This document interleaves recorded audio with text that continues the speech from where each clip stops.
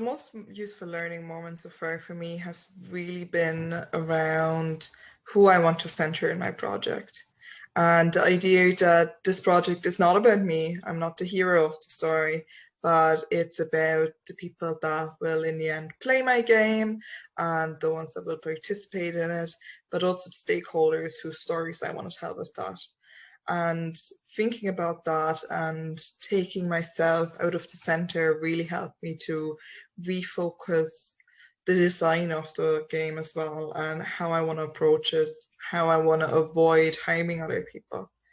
And I think it's really instrumental. And it's also a really interesting challenge, really, because it's so normal, I think, for us to think about ourselves first and think about, like, well, how can I teach things rather than thinking about the learner first.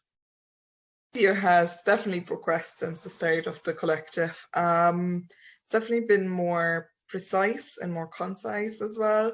I've been thinking a lot more about who I want to target, what is feasible for me to do.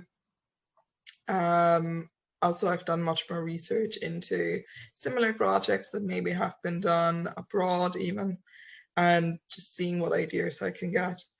And I'm really eager to get on to the next stage, which would be an even more concise, like, designing project, like actually thinking how would the product look, how would the game look. While at the moment I'm still thinking more about the behind the scenes and the social impact.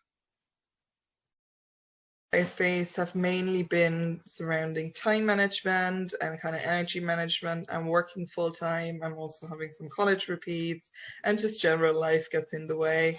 And I just really hope to create a better system for myself and create a really sustainable work ethic that I can also continue with after the Stand Collective actually.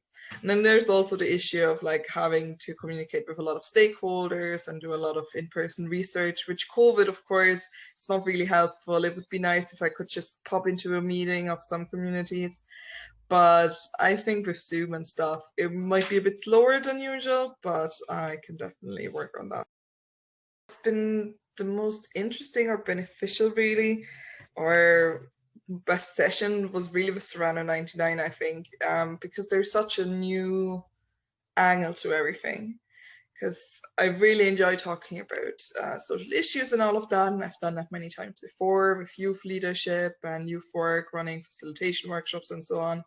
But this design angle and this more business-like or more research-focused, I find really interesting and really helpful, because it's giving it such a elevated feeling as well, and it really, to me, shows me that I can, like, put this game onto the next level, that it's more than just a little side project, but this can actually be a proper game, and I can really go far with it, basically.